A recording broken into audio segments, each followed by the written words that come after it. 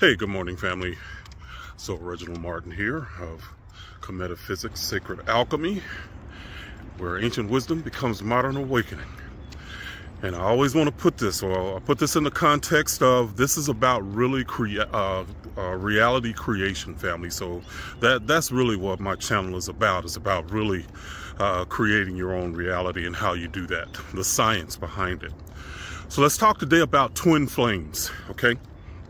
And somebody had asked a question about, the twin flame theory and what do I know about it, and, do I believe in it, and stuff like that. So,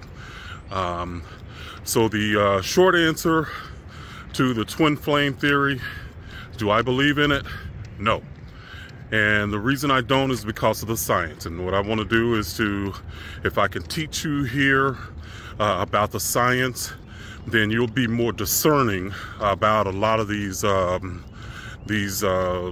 new age ideas that are going around. Because a lot of times what I find is that people will take one part of an idea, they'll run with it, but they have no idea about the philosophical origin of it, okay, where it came from. And they just kind of take an idea and just go with it, and start making up their own stuff about it, okay? Not understanding the origin. So let's first talk about these ideas. So I'd like to ground it in the Kemetic science and where these ideas come from, okay? So from Kemetic science so the twin flame is the idea that one soul can fit, or one soul inhabits two bodies, okay? In other words, there's a male half of the soul and a female half of the soul, and they are looking for each other in one lifetime, and they find each other. But the problem is they are mirrored, okay? So the strengths and weaknesses are mirrored, so it can be really an intense experience between those two, okay? It's not always a good thing. All right, so that's kind of the way people characterize that.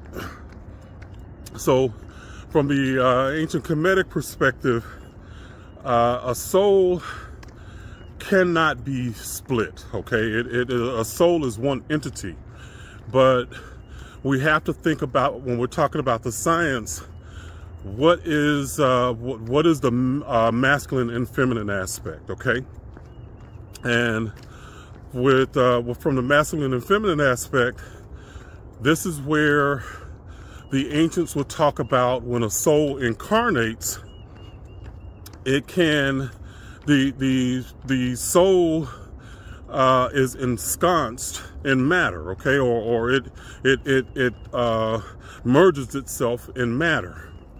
All right, so in this instance, when the soul merges itself in matter, we're talking about the function, okay, of the universe, how the universe is functioning. And in this sense, the ancients would use masculine and feminine to explain an active function and a passive or receptive function, okay? So the soul, when it merges into matter, it is the active masculine aspect, and then matter becomes mother, okay? So matter and mother in this sense are synonymous, okay? And it is merging into matter. That matter as the soul, and it becomes mother because the physical experience becomes the nurturing aspect of the soul as it experiences its human life. So the soul can learn, grow, it can become wiser, stronger. It can start to understand that it is a soul having a human experience. In other words, it starts to awaken to the power of what it is before it incarnated, okay? This is also when the soul incarnates. This is where Christianity changed something, because they made the idea of crucifixion about a physical person dying on the cross. Well, in the ancient times, that's not what the crucifixion was. The cross was not about a physical person dying. The cross was about what it took for a soul to cross over into matter. So the crucifixion was literally when the soul died on the cross. The death was that the soul no longer had its omnipotent awareness. It forgot who it was. That's the death, okay? That's the death of that level of consciousness.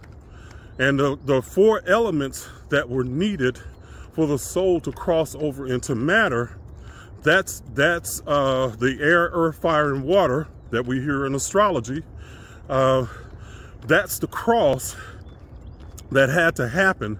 Those metaphysical, metaphorical elements had to occur in order for the soul to cross into matter and be born, okay, or impregnate matter, impregnate the mother, the virgin birth, okay? So this is where we're getting a lot of the Bible stories that just seem so fantastical. This is where these miracles are, because they couldn't explain the science, okay? It becomes really more logical when you understand the science. So the other part of the soul being in matter is that it can also become the soul's tomb, okay? It can be the womb or the tomb. The womb means, I explained the womb, where the soul can be birthed and, grow, nurtured, or blah, blah, blah. But the tomb, it becomes a tomb for a person that never wakes up to its power. A person that never wakes up to the idea that I am the creator of my reality. A person that never wakes up to the idea that I am actually God experiencing itself as a human being, and I have the ability to create my reality, okay? So that when that person never wakes up to that idea, they stay dead, okay? They stay unaware, okay? This is where the story of Lazarus comes in. Lazarus and Jesus becomes the idea of the light, or the light that awakens people, okay? Or the light that awakens a soul. And Lazarus is actually the name, it is a cognate of the name Asar, which is an ancient Egyptian name for Osiris, which is the soul that is in the physical world. It is the soul that is in the soul aspect that is in matter. But Osiris, or Lazarus, is asleep, okay? Remember in the Bible story, Lazarus is asleep, okay? Well, all of a sudden, the light of the world comes around and says, and then awakens Lazarus. Lazarus, come forth, all right? Well, that light is the light of wisdom, that a person finally recognizes who it is, and that person awakens from the dead, okay? That's what the ancient story of Lazarus means. It's underneath it is the ancient science of incarnation, okay? So when the soul is then there's another aspect. So there's also the aspect of an oversoul, okay? And this is where I think, I don't know, I never asked anybody, they might not even know about this idea, I don't know. But I think that they're taking the idea of the oversoul as being the same soul split in half, and they are having a mirrored experience of each other, okay? So the oversoul is the idea of like, there is an aspect, a level up from the individual soul, that there is an oversoul that has many different souls attached to it. So I like to think of it as like the palm of my hand is the oversoul, and then the fingers are all different aspects of different souls. Okay, I got 5 different souls that are attached to that oversoul. Okay, that's one way. One way I can use that as an analogy. Well, with the oversoul, what's happening is that those 5 aspects are all going through the same life theme. Okay, so they are connected to each other in that sense via the theme that they are going through. And in this sense, they would mirror the strengths and weaknesses of each other, okay? But usually they are not incarnated in the same dimension, okay? One might be incarnated, one might be a past life, one might be a future life, one might be a life that's not even on Earth, okay? I know that's going to trip some people out, but that's the truth. It's just, Earth is not the only place in the universe for physical life. So this oversoul has different aspects and different dimensions in different parts of the universe, okay? Some not even physical, all right? So that's, in that sense, yes, a 2 soul or 1 soul can have different aspects, but they don't meet each other, okay? Now, it's not to say that that's not possible. Anything is possible, family. Anything is possible. But from the laws and things that I have studied and the understanding that I have of it, that these themes from an oversoul, they don't meet each other, okay? They're not even in the same dimension. They're not in the same place, okay? So in this sense, 1 soul does not split itself and inhabit 2 bodies, okay? In other words, they're looking at what the masculine and feminine function and saying that the function split, okay? That's not possible in duality, okay? When you're talking about duality, there's always going to be the 2 sides or two opposites. That's what really the masculine and feminine is expressing, is the idea of the 2 opposites, family. So one active, so the opposite, the active aspect, and then the passive aspect or receptive aspect, okay? That's what this idea is expressing. So 1 soul, when in duality, is going to be inhabiting the active aspect that is the soul, is going to be inhabiting matter, okay? That's the science behind it, okay? So no splitting of 1 soul, okay? But there is the idea of an oversoul that does have more than 1 soul attached to it, but they're going to be in different parts of the universe, all right? So can a person have an intense experience with another human being? Absolutely, positively, family. You know, and I know, you know, about, you know, just through my own experience, that one of the things that I recognized about myself was that, you know, earlier in my life, the type of women that I was attracted to were usually needy types, okay, emotionally needy. A lot of times they would be emotionally bankrupt, okay? But what that grew out of was something that I believed about myself, that I wasn't valuable unless I could take on that and heal that neediness or bankruptness that they have. And a lot of times I got myself in situations where I was trying to rescue somebody and I wasn't able to do it.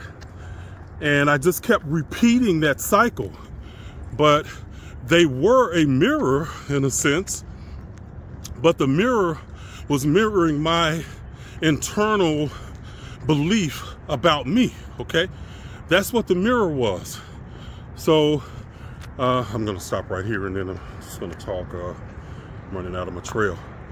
But that's what the mirror was, that it was about. It was mirroring, or the reciprocal aspect of belief about me, that I wasn't worthy of being with somebody that was whole, okay? Or I couldn't even be attracted to somebody that was whole, because that person or that woman would absolutely be a threat to my belief that I needed to be needed, okay? I couldn't even be attracted to that woman and her ability to just be herself, whole, sentient, blah, blah, blah. I couldn't even deal with that. All right. So in that sense, that intense experience is about our inner mirror being reflected back to us to show us who we are being. And family, it took me a long ass time to figure that out. Okay. A long time to figure that out. And then when I thought I figured it out, family, I hadn't figured it out. So I recognized what was happening, and then what I ended up doing was flipping to the opposite side, to where the woman wasn't needy. She was actually aloof and not even able to connect emotionally, okay? And so I took that her not being able to connect emotionally, I took that as the woman being strong, and that she was not being needy, blah, blah, blah. But this is where my mind took it. Because she was emotionally didn't have the ability to connect, because maybe she had been hurt by somebody, or she had been in bad relationships, and she was just emotionally distant, not able to connect. Well, guess what? Mr. Rescue tried to come to the rescue and rescue that woman, okay? I was doing the same thing, but I just approached it from two different ways. Y'all follow what I'm saying, family? So again, it wasn't a mirrored experience in the sense that she was like me. It was the mirror of my belief about who I was and how I could help a woman and be with a woman, okay? So that, in a sense, is that can be the intense mirrored experience that we can have with other people if we don't recognize what they are showing us about us, okay? So the twin flame, no, I don't believe in the idea that one soul inhabits two bodies, but I do see the idea that one soul can or that we can that our shortcomings or whatever it is, our insecurities about ourselves, they show up as the other person, okay? That's what was happening in my relationship. My insecurities were showing up as the other person, if that's making sense, okay? So again, it just comes back to the idea of ma'at, and the idea that life is reciprocal. Life is going to show us our most intimate vibrational essence, okay? The people, the events, everything in that life, that's what's going to happen, family. So that's just a little bit of the science behind these ideas, family. And if you are a coach or a teacher, I am developing, or I have developed, a certification program that if you're interested in learning these ancient Kemetic principles and ideas and incorporate them into your teaching, then you can go to metaphysicscertification.com, and you can see what it's all about. And then if it's something that you're interested in, you can fill out an application, and then we can go through a process on that, okay? I'm not taking everybody, family. I can't. And it's going to be some really involved teaching. It's going to be a 12-week program, but it's going to be teaching not only the the metaphysics concepts, it's also going to be like giving you a business in a box, because all of my content that I do and have, you'll get that, okay? And you'll get that and be able to use that content for what you want to do. So if you want to sell courses or whatever, you can sell that course, you know, sell my courses, or you can create your own from my courses, okay? So however you want to do that. But basically it's a business in a box. So again, if that's something that you are interested in doing, then metaphysicscertification.com is the place. So check it out if that's something that you're interested in. And I am going to go ahead and continue on my walk. And I hope the twin flames idea made sense for you, why I don't see it that way, and hopefully the science that I gave you behind it makes sense, or helps you make sense of it, okay? All right, family, I'm going to go ahead and continue on my walk, and y'all have an amazing day. This is Reginald Martin, out.